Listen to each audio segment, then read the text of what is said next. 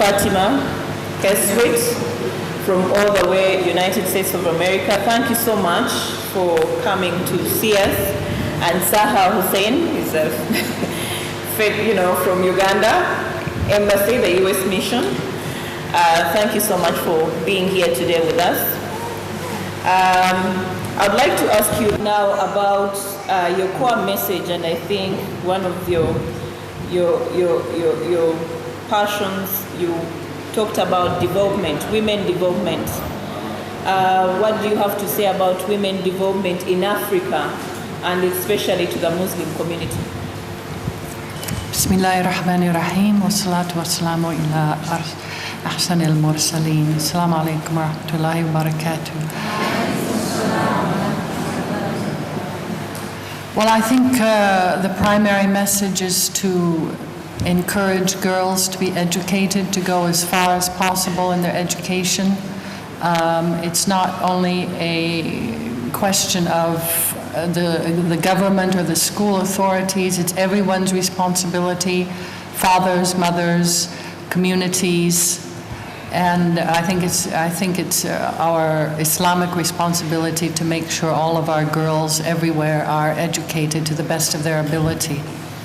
The other message I would have is education doesn't stop in school, so all of us should engage in what we call in America lifelong learning. That is, taking the advantage always to learn more about Islam, learn more about other religions, learn more about what's going on around us and about our country.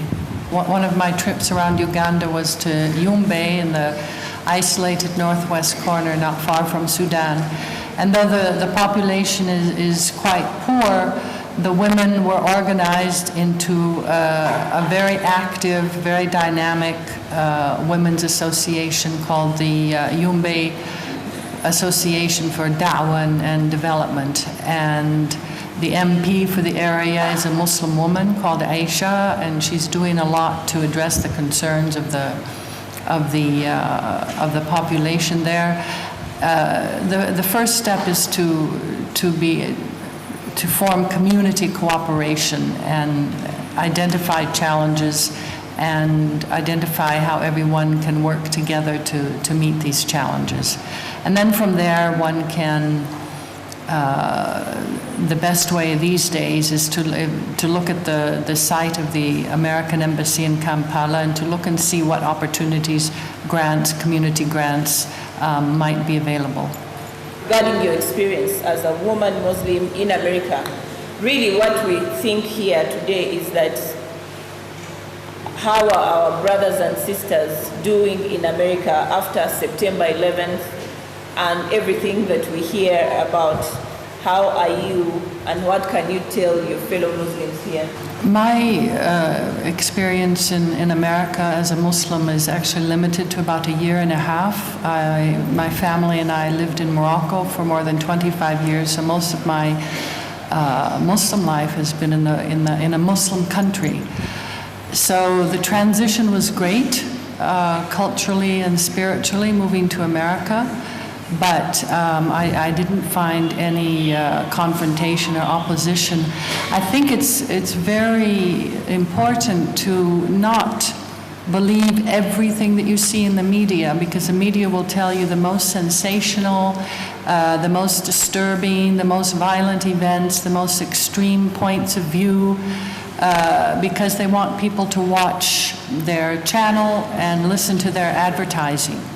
So we don't see, unfortunately, you don't see in the media the wonderful work being done by Muslim women, for example, in the Washington area, who are collecting dry food goods and household goods for local shelters for the homeless. You don't hear about the Common Word initiative that's going on between Muslim scholars, rabbis, and Christian priests. You don't hear about the good work going on between Jews and Palestinians to promote peace in both America and Israel. So I think one shouldn't base all of one's opinions on the media.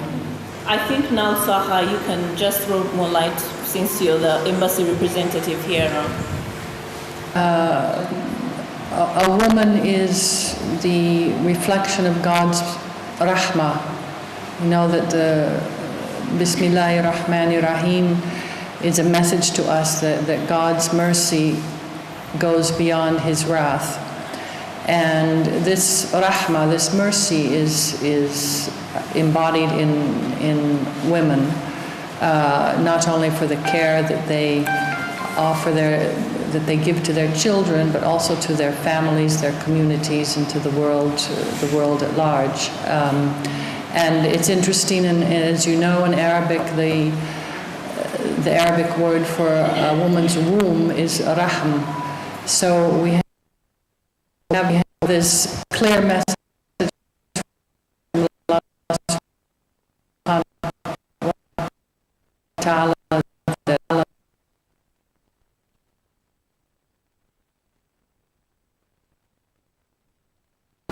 I think it's so important that we sense of open-mindedness and we give ourselves the opportunity to learn about each other in order to strengthen the relationships that we have and in order to strengthen the values that we have.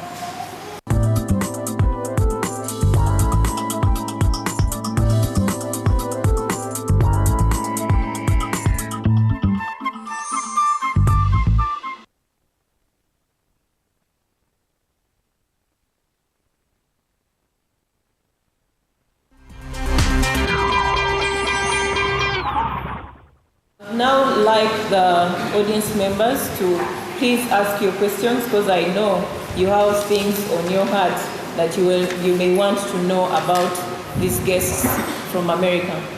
My name's Arafat K. Moses. And before I ask you, I would love to thank Nambi, USA Embassy, and the Muslim Supreme Council for this organization they have made us for us here, Muslims in Uganda. Do you have anything like an organization that embraces you in America, such that just like other religious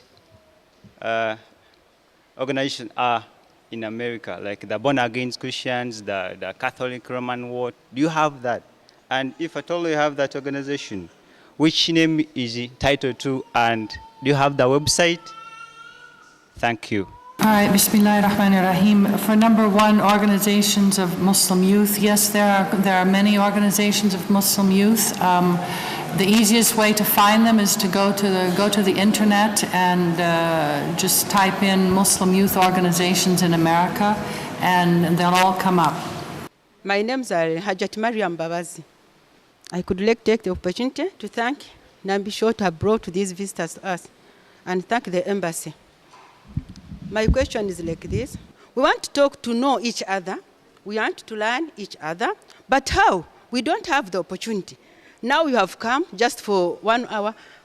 We cannot know you much. We cannot talk much. At least we could ask you to come in our mosque, to come and in our branches of the mosque, to come and ask us. We talk to you. We stay at least a half a day or some minutes so that we can understand each other.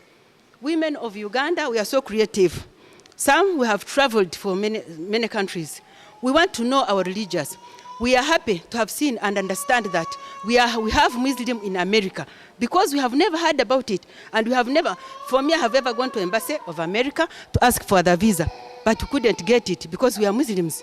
But if there are some Muslims, our friends Muslims, who have come to teach us about Muslim, and we should teach you about Muslim, because of all of us, we contribute to know our religion. So we ask you kindly to come, at least spare time, come in our mosques, so we can talk much, but now we cannot talk much. It's a little time. We have much to talk, we have organizations, but we don't know how we can reach the embassy, because it is very difficult to reach the embassy. Thank you very much. Yes, I'm very happy. I've been very happy to be in Uganda and to meet so many wonderful people. It's unfortunate that the trip is short.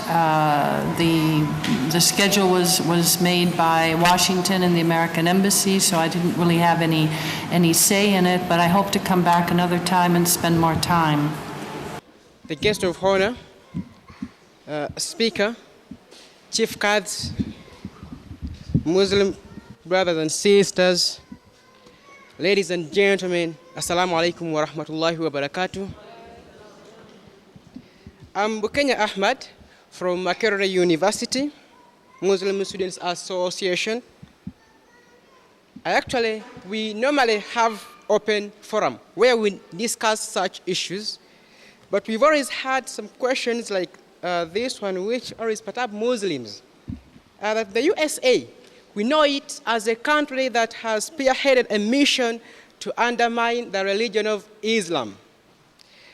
Through blackmailing Muslims as terrorists, they weaken and support, the support the Arab world has been giving to Muslims by imposing wars to those countries. They also use the media and the movies. They also fight and kill Muslims. So, you as scholars, we would like to know what you've actually done to undermine these negative acts USA has imposed on two Muslims. We can't keep quiet because this is real. These things are happening. So please, you as scholars, because we as Muslims, we are also doing the same thing. Lastly, it is a request that we are talking about education and the economy of a girl child. Please, as you're telling them to also go as far as education is concerned and economy, also tell him not to forget the Islamic culture and norms. Assalamu alaikum wa rahmatullahi wa barakatuh. Yes, it's unfortunate these days that wars between governments and disagreements are undermining the Muslim world and the relations between America and the Muslim world and Europe. I think it's very necessary to distinguish between the American government and the American people. The 98% of the Muslims in America, in fact 99% of the Muslims in America at least, have nothing to do with these wars. And so I don't really have anything more to say about that. Amanya gange nze Jariyat binti Rajab. Ekindeese wano kye njagala okusaba ku mukyalo yatusomesezza. Nze ndi mukyala mukoozi w'Abasiraamu, nkola daawa. Koola abatali Basiraamu okujja mu Busiraamu. Naye sirina nnyo ngeri ki gye nnyinza kubakolako kuba wano mu Uganda tetulina hositero y'abakyala. Kati nga ye omukyala ayinza okubaako engeri gy'ayinza okukolagana naffe wano ne tubaako engeri gye tusobola obbayamba. Kuba kati ne wenjogerera nnina omusumba omukyala yasiraamu kale naye muyina waka. Siyina busobozi. As for Dawa, I greatly admire what you're doing and encourage you in your efforts. Knowing the American and Western mentality very well, I must say I'm a bit more interested in interfaith